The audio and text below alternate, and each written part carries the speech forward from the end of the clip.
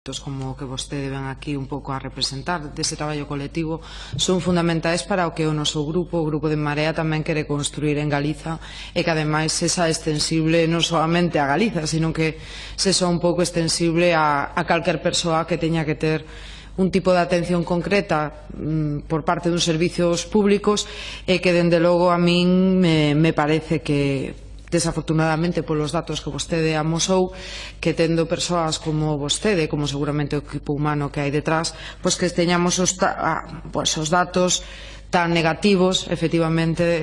no que é na execución pois precisamente da cobertura e da prevención e de paliar as necesidades das persoas que temos necesidades especiais, porque efectivamente a mí non me gusta falar como persoa cunha diversidade funcional e motriz, que se falen como de enfermidades e de outro tipo de patoloxías, que ainda que pode ter unha parte de verdade, pero que o que temos son as necesidades especiais, que se creemos nun Estado que teña certas coberturas, pois que o que deben é darnos unha atención especializada ante esas necesidades especiais. A mí me parece absolutamente fundamental a exposición inicial da súa intervención, toda esa descripción do que é a socioloxía e tamén a idiosincrasia galega que temos en concreto, e que ademais, como vostede decía, houbo unha evolución tan clara nos últimos anos, eu atreveríame a decir sobre todo nos últimos 20 anos, eu teño 37, son relativamente nova, pero son consciente do cambio tan brutal que expuxo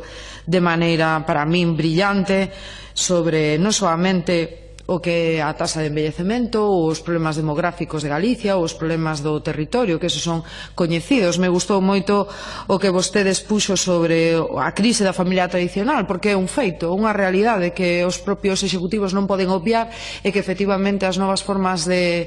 relación familiar, as novas unidades familiares unidas á crise económica, á situación real das familias, á economía real, e tamén, pois, as novas formas de pobreza, como vostede explicaba, esas novas formas familiares fan que as situacións que xa tradicionalmente eran moi delicadas das persoas con discapacidade e dependencia, que ahora sexan aínda moitísimo máis vulnerables que antes, cando debería ser ao revés, de que nunha sociedade con máis progreso, donde supostamente o capitalismo trouxo tantísimo benestar e que hai gobernos comprometidos con axudar as persoas máis vulnerables, pois debería ser xusto todo o contrario. E ademais que efectivamente antes había unha situación onde a familia tradicional se encargaba un pouco de coidarnos ás persoas que tiñamos certos problemas e necesidades especiais, que eu non considero que sexa a responsabilidade única das familias, ni moito menos, sino que debe ser compartida entre o Estado e a unidade familiar, pero evidentemente que a crise das familias tradicionais, pois a situación de vulnerabilidade é desorbitada, e tamén me gustou que concretase que as mulleres, unha vez máis, a xente e os maiores, a xente que xa ten certas cuotas de idade, que é lóxico que teña un deterioro das súas capacidades físicas, tamén polas vidas moitas veces duras que tivo a xente do noso país. Eu creo que todos coñecemos casos disos, que son un colectivo que hai que ter especialmente enfocado e a quen dirixir as políticas públicas e os recursos. É por iso que a min o dato de que Galicia sea o terceiro territorio que, debido ás súas características xeográficas, socioeconómicas e ás súas tasas de envellecemento, non solamente de discapacidade, que xa son enormes, que estamos á cola, e que debería facernos pensar, facer pensar a quen goberna,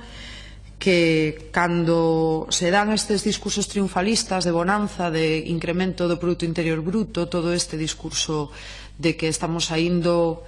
da crise, de que todo vai tan ben, que hai unha parte da clase política ou dos grupos con representación que estamos un pouco apuntando que esa suposta recuperación está deixando atrás a moitas persoas nunha situación ainda moito peor que antes da crise ou fai 20 anos, como decía antes, e que non é ser unhas persoas negativas, nin unhas persoas que queremos sempre deprimir a cidadanía, que queremos crear alarma social, que queremos crear un clima de opinión... Señora Santos, vaya rematando. Sí, un clima de opinión como non realista, pois desafortunadamente que vostedes puxo unha crise de unha dose de realidade dura que a min, dende logo, me gustaría que non fose esa, pola parte que me toca a min. Entón, eu como preguntas, porque poderíamos decir moitísimas cousas máis, eu creo que os datos e todas as exposicións vostede xa o explicou perfectamente, non teño nada que engadir, e si cree que hai compromiso público e como se podería mellorar en Galicia realmente de xeito orzamentario e de que xeito para que esta situación que temos tan mala pois non poña máis en risco as persoas que son máis vulnerables que nunca hoxe tamén aquí en Galicia ante diversidades, dependencia e necesidades especiais. Grazas.